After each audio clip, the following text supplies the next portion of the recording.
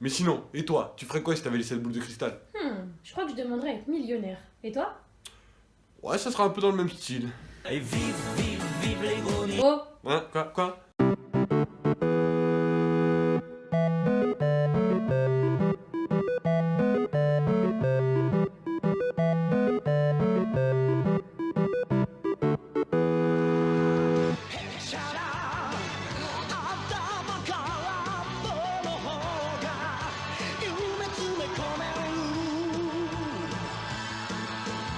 Chala, hey chala, egala uno tola zetole, kayomo aïe aïe aïe aïe aïe, à vous.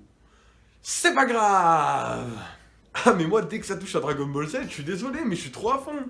Je suis même étonné de pas avoir fait une vidéo sur ce manga beaucoup plus tôt. Et je suis sûr que la plupart des gens de mon âge ont découvert Dragon Ball et Dragon Ball Z grâce au Club Dorothée.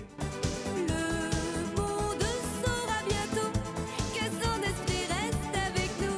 Mon enfance était tellement de la bombe. Et sérieux, avouez que vous avez tous fait ce geste au moins une fois.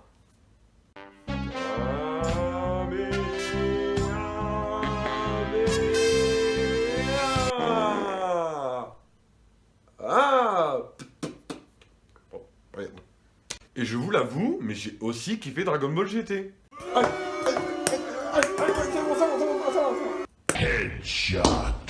Alors je suis désolé si tout le monde n'est pas d'accord, mais moi je trouve que honnêtement, on y retrouve une ambiance qu'on a connue dans Dragon Ball. Et qu'on est toujours dans de l'animation digne de ce nom. Pas comme ce que nous offre Dragon Ball Super. Alors je vais pas jeter de l'huile sur le feu en vous parlant des animations ratées, qui a déjà fait le tour de la planète Namek 1 million de fois. Je dis juste que cette série n'a pas lieu d'être, et qu'ils ont juste tiré sur la corde pour se faire un maximum de thunes. Mais bon, c'est pas le sujet, on va plutôt revenir sur les personnages de Dragon Ball Z. Alors oui, je vois un culte à ce manga, je vous l'accorde, mais aussi bien qu'il puisse être, il n'est pas exempté de défauts. Et du coup, je me suis toujours demandé ce que je ferais si j'étais à la place de certains persos. Prenez l'exemple de Piccolo, Satan Petit Cœur, Démon Junior. Et merde, et en même temps, il a eu tellement de noms dans la série que tu sais même plus comment l'appeler. Bref, un personnage très apprécié et gentil. Méchant. Gentil. C'est pas vrai. Ce mec a eu plus de personnalité et de noms que Frank Abana Jr. Alors je conçois que vous n'ayez pas la référence. Dans ce cas-là, je vous conseille d'aller regarder Arrête-moi si tu peux, avec Tom Hanks et Leonardo DiCaprio. Le mec à la planche, là. Titanic, tout ça. Y a pas de place. Mais on s'égare, je pense. D'un autre côté, ça me fait penser que si j'étais Piccolo, je pense que j'aurais plutôt fait carrière hein, plutôt que de me battre. Bah attendez, je grimperais vite les échelons, vu que j'ai le bras long. Le bras long. Allez, check ça.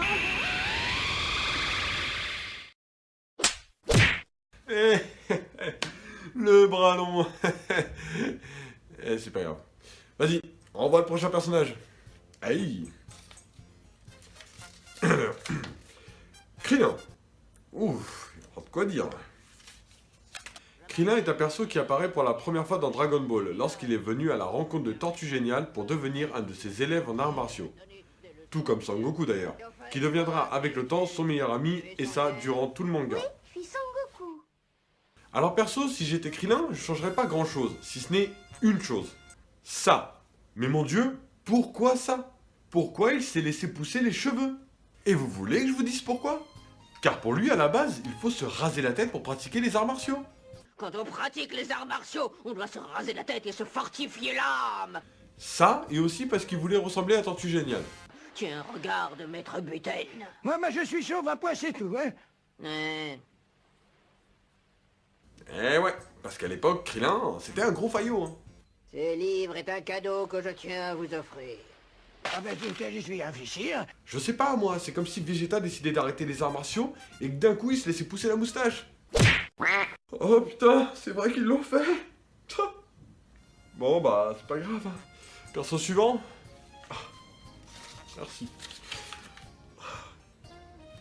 Yamcha. Ok, ça va aller vite.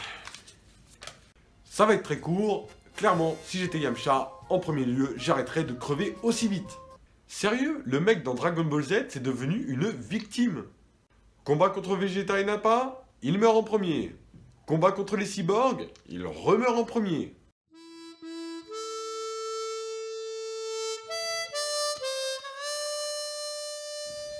Désolé mec. Autant dans Dragon Ball, tu pouvais être assez balèze, on doit se l'avouer, au point de battre Sangoku.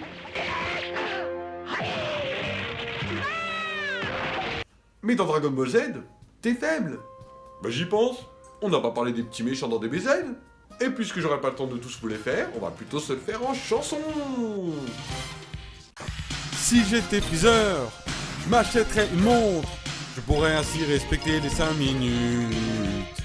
Si j'étais Boubou, j'aurais esquivé plutôt que de faire face à une boule d'énergie. Si j'étais Cell, le cyborg soi-disant parfait, j'aurais su qu'il fallait pas provoquer Gohan. Si j'étais Dabra, j'aurais sûrement pas de chocolat. Si j'étais Nappa, j'en voudrais un peu à Vegeta. Si j'étais le docteur Gero, j'aurais mis l'option tuer pas dans mes petits cyborgs. Si j'étais Broly, je me serais arrêté au premier film. Si j'étais Pilaf, j'abandonnerais l'idée d'être le roi.